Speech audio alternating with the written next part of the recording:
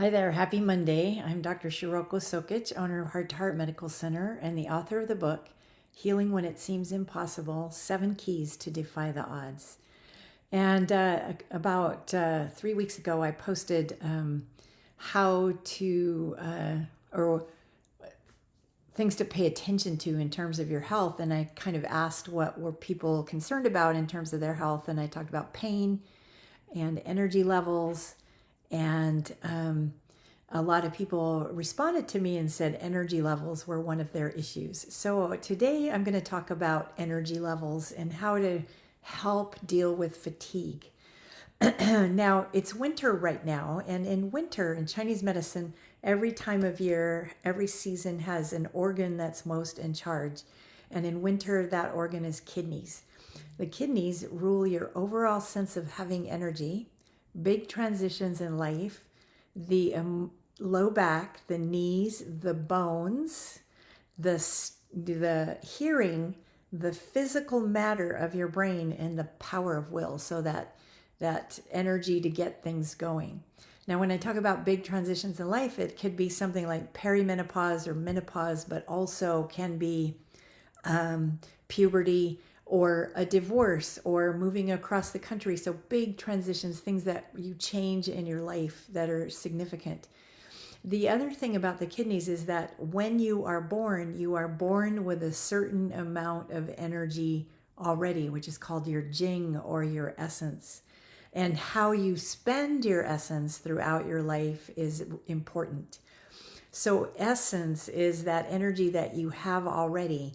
And when you do things that are beyond what that energy is available to, it's like if you constantly are burning the candle at both ends, so to speak, constantly running, constantly doing things, especially now in winter, then you are starting to run your energy down.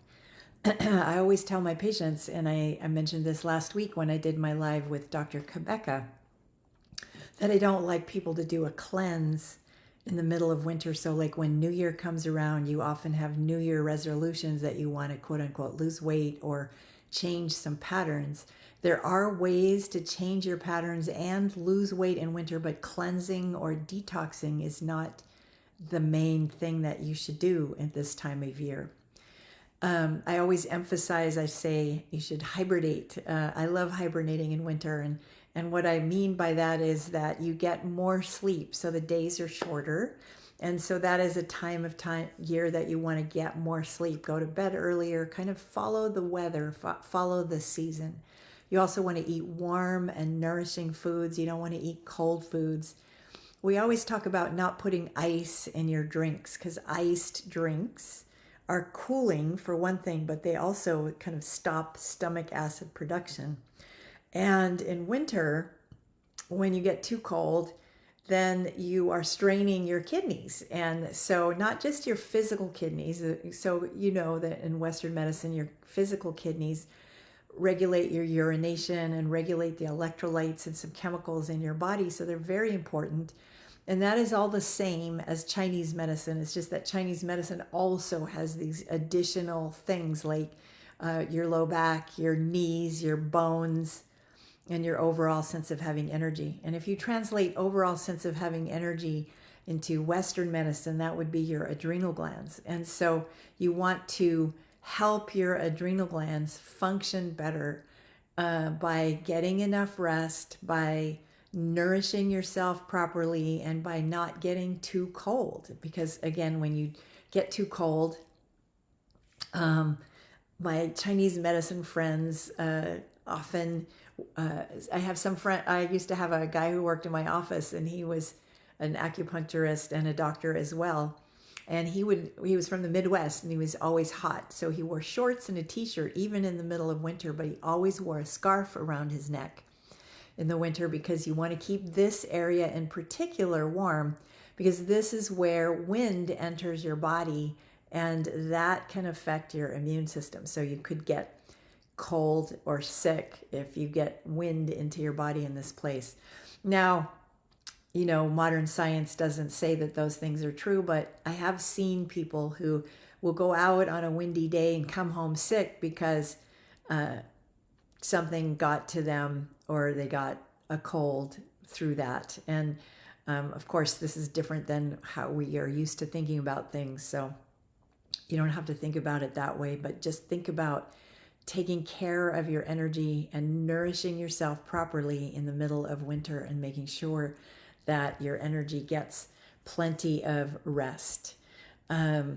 The other thing is that because it is connected to your kidneys and your lungs are connected indirectly. So your lungs regulate your immune system, and fall is the time of year that the lungs are most prevalent. So your immune system is most active in fall, which is why I always have you do your care of your immune system in fall. But in winter, I ask you to continue taking care of your immune system by resting, by drinking warm drinks, by eating warm foods, and by nourishing yourself properly. It's also a time of year that you don't want to overdo exercise. So if you do exercise, like don't push yourself to the ultimate extremes. It's not the time of year that you should be training for a marathon. It's the time of year that you should be doing more yoga or Pilates, or if you do run, you run, with a warm enough clothes, and you don't run the many miles. You run less miles and you rest a little more. You spend less time on your computer and you turn off the computers earlier in the evening, things like that.